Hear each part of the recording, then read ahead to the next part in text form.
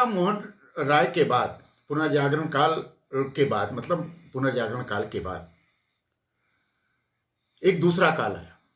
राजा राम मोहन राय ने अपने विचारों को आधुनिक रूप दिया, प्रगतिशील रूप दिया, अंग्रेजी भाषा का समर्थन किया, उसके आधार पर काम किया। लेकिन अधिसंख्य भारतीयों को राजा राम मोहन राय का विचार बहुत रास नहीं आया। भारत के अधिकांश लोग ब्रिटिशों से घृणा करते थे, इसमें कोई बहस की बात नहीं। भारत एक आध्यात्मिक देश था, ईश्वरवादी देश था। राजा राम मोहन राय के बाद जो सबसे सशक्त व्यक्ति का उत्थान हुआ, प्रादुर्भाव हुआ, उसका नाम है दयानंद सरस्वती।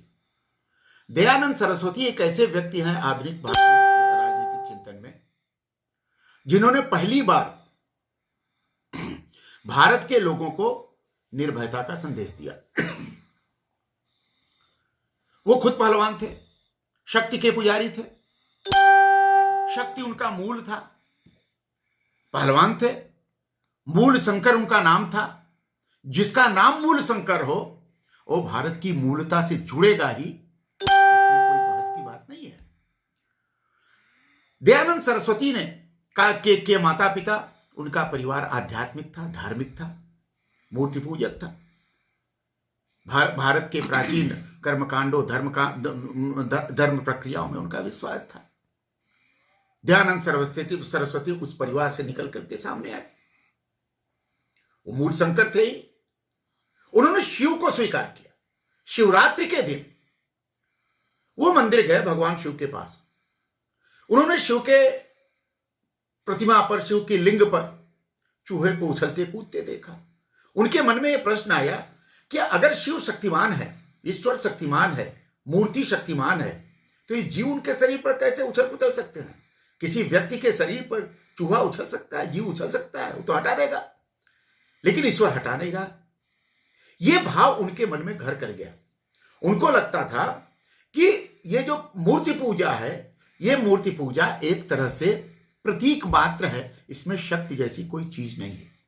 इसलिए चूंकि वो भारतीयता के प्रतीक थे, भारत की आत्मा से जुड़े हुए थे, भारत की मौलिकता से जुड़े हुए थे, इसलिए वो इतर नहीं जा सकते थे। तब उन्होंने अपने विचार का आधार वेद को बनाया। हम जानते हैं कि भारत की ज्ञानिक परंपरा में वेद ही उसका मूल स्रोत है। वेद अपौरुषेय है, वेद को किसी ने लिखा नहीं। 4 वेद होते हैं, वो भी आप जानते हैं। वेदों में जीवन की सारी संहिताएं दी गई। वेदों में ही कर्मकांड भी है, वेदों में ही देवता का अधिष्ठान भी है, वेदों में ही व्यक्ति के उत्थान का सवाल भी है, वेदों में ही व्यष्टि सृष्टि और समष्टि और परमेष्टि का आकलन भी है। वेद ऋत से शुरू होता है। ऋत मतलब प्राकृतिक न्याय होता है, मतलब वेद प्राकृतिक है। प्रकृति ने वेद को बनाया ऐसा मानते हैं, इसलिए उसको अपौरुषेय मानते हैं। भारत में जितनी ज्ञान की परंपरा बही, सांस्कृतिक अधिष्ठान बने, सबका मूल वेद है। तो चूंकि मूल शंकर अर्थात दयानंद सरस्वती मूल में जाना चाहते थे, इसलिए उन्होंने अपने वेद को अपने चिंतन का आधार बनाया।